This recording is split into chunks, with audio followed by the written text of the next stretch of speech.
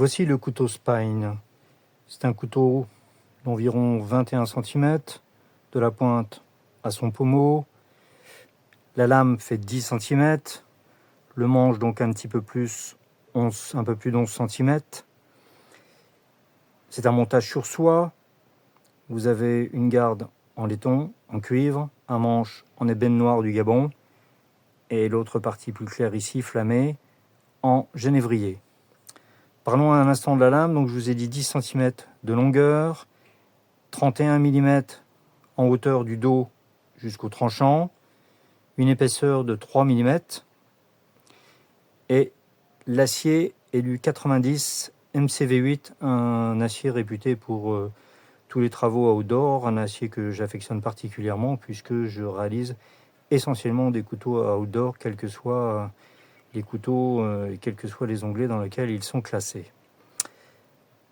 Une petite démonstration de sa qualité de coupe vaut mieux qu'un long discours. Ainsi, le tranchant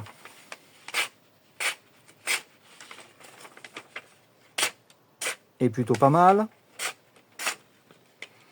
Donc voici pour la démonstration de sa qualité de coupe. Parlons un instant. Je peux vous montrer aussi la prise en main.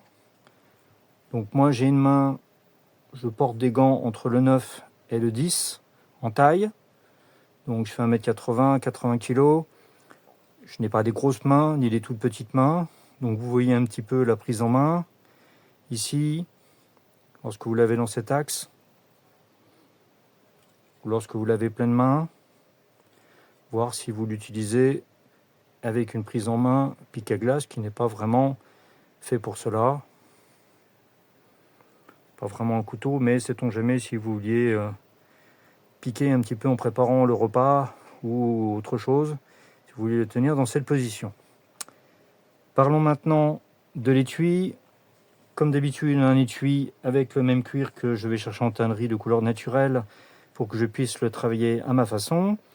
Ce couteau s'appelle Spine en référence au carving qui est fait ici, qui rappelle, qui ressemble un peu aux vertèbres d'une colonne vertébrale, d'où le nom.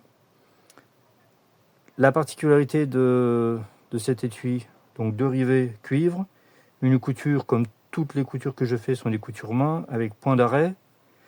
Donc ces spécificités font que, contrairement aux coutures machine, si vous avez un point qui devenait défaillant, le reste des points ne vont pas se défaire d'eux-mêmes, étant donné que c'est une couture faite avec fil et 2 aiguilles.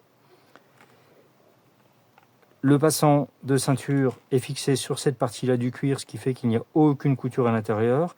Et lorsque vous allez présenter votre couteau pour le rentrer, ni la pointe ni le tranchant ne risquent d'endommager la moindre couture puisqu'il n'y a pas de couture à l'intérieur. Alors comme vous pouvez le constater maintenant à la vidéo, le couteau rentre profondément dans son étui. Ça doit être un petit couteau d'une 21 cm, dont 10 de manche. Vous voyez que 80% du manche rentre dans l'étui, ce qui fait qu'il a un assez bon maintien et que le manche est bien protégé. En revanche, pour qu'il ait une sortie relativement facile, prise avec le doigt, il ne faut pas que le couteau soit trop serré, sinon ce serait un petit peu compliqué de le sortir d'une seule main. Et là, vous pouvez le sortir aisément. S'il est tenu au ceinturon, vous pouvez le sortir aisément. Et néanmoins, le couteau ne tombe pas quand on le secoue. Il bouge un petit peu, vous sentez qu'il bouge un petit peu, il va osciller un petit peu, mais sans pour autant tomber. C'est-à-dire qu'il n'est pas lâche dans l'étui. Donc voilà pour ce couteau Spine.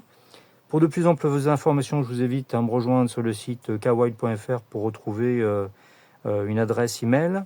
Vous pouvez aussi me contacter si vous voulez échanger sur ce couteau, le comparer à d'autres couteaux. Vous pouvez m'appeler au 06 95 10 40 11 et ce sera un plaisir d'échanger avec vous. Merci et à bientôt.